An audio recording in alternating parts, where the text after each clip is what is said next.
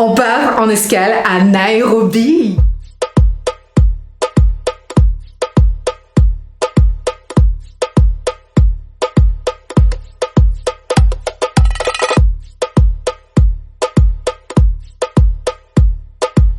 Voici à Nairobi, donc on a décidé, en fait on était en vol transit et on a décidé en fait de sortir parce que le vol arrivait à genre, bon on est arrivé un peu tard, à 14h et au lieu de 13h. Au lieu de 13h et du coup on a jusqu'à, le vol est qu'à 23h pour ce soir pour Paris.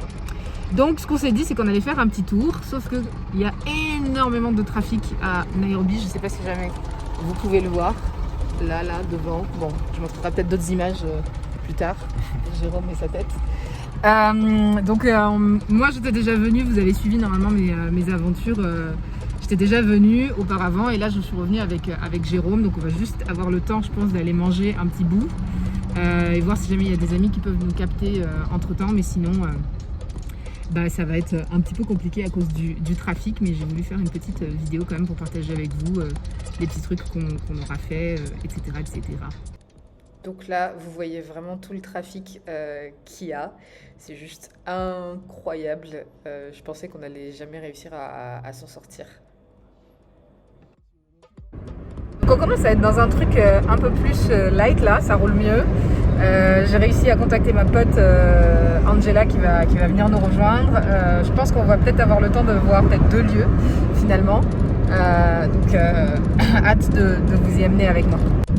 Ça c'est ma partie vraiment préférée où on voit toutes les fleurs et tout qui sont vendues. J'adore ça, je trouve ça trop cool. Puis là on voit le temple que je trouve toujours assez impressionnant. Hey, c'était juste pour te donner quelques petites tips pour faire ton escale à Nairobi si toi aussi tu veux réussir à faire ton escale dans cette ville absolument magnifique. Première chose, c'est que sache que le visa coûte 20$. Alors, ça change, je ne sais pas du tout ce qui fait que ça change à chaque fois. Mais en tout cas, je sais que ça peut changer, mais c'est entre 20 et 30$ à peu près.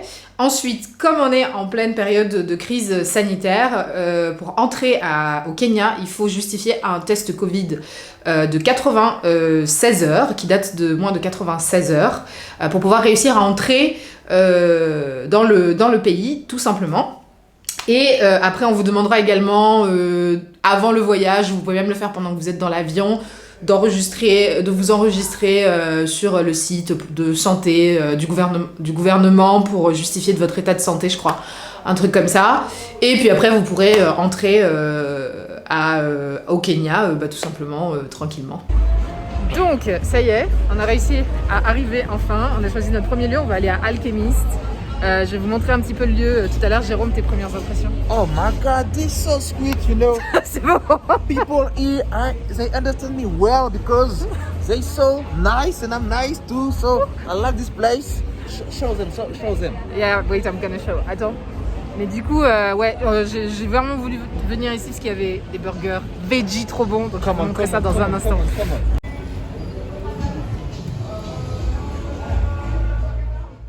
Donc comme je vous ai dit tout à l'heure, c'est un lieu qui a des burgers veggie trop bons, mais c'est surtout un espace où c'est super agréable d'y être. Il y a plein de petites boutiques en fait où on peut acheter des bijoux, des outils pour la maison qui sont faits main au Kenya et c'est pour ça que j'adore vraiment cet endroit.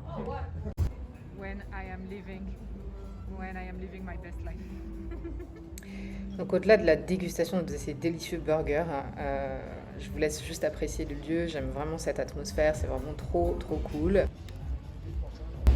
Trop bon. Genre. I am so happy. Alors.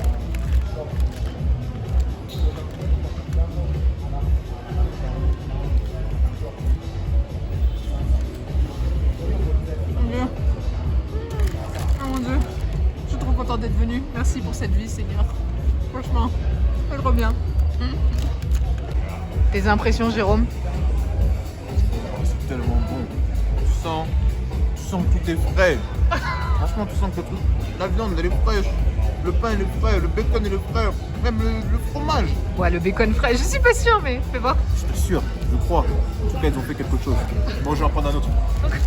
J'apprécie. Il est drôle ce Jérôme. Bon, pendant que Jérôme Mlamo là, hein, ce petit gourmand aille se chercher un autre burger, je voulais juste vous faire un petit topo sur comment vous déplacer en fait pendant votre transit à Nairobi. C'est très simple.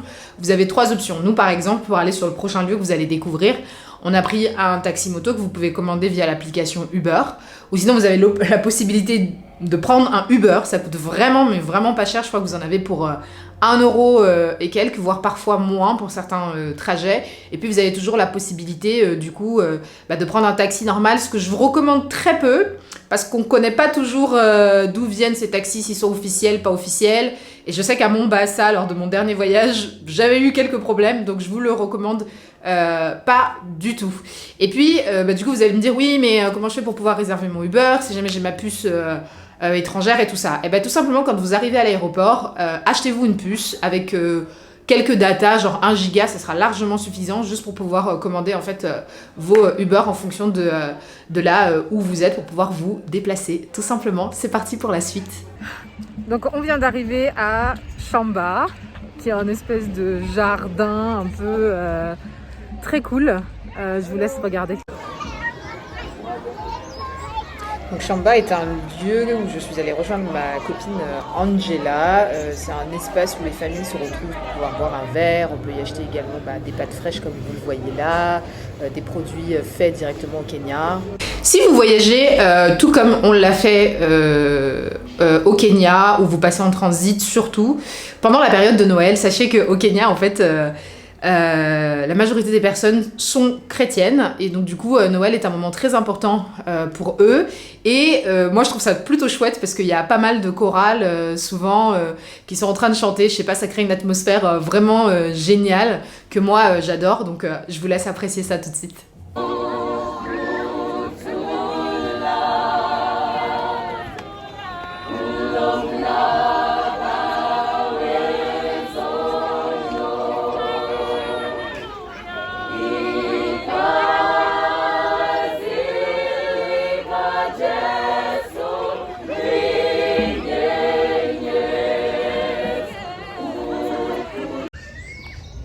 Donc là, je suis en train de goûter à un pur délice.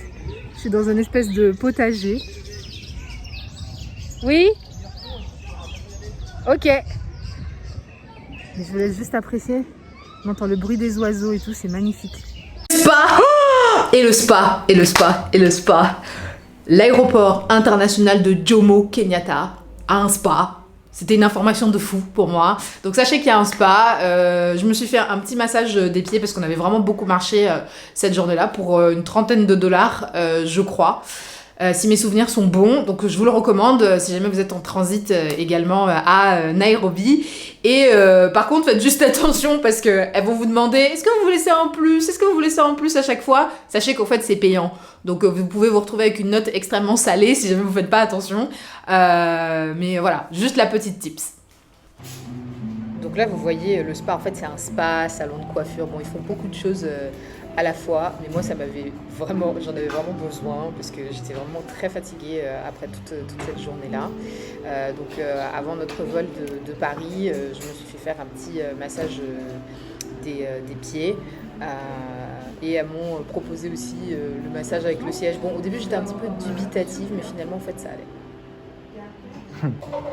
Voilà mes petits pieds remis à neuf. Franchement, ça m'a fait énormément de bien. Elles m'ont mis une petite huile d'amande douce à la fin là. C'était soin. Si toi aussi tu as aimé cette vidéo et que tu souhaites partir à Nairobi, n'hésite pas à la partager, à la liker et à dire à tous tes amis, toutes les personnes qui sont autour de toi qu'il y a ce contenu qui existe. Je te remercie. Bisous. Mouah.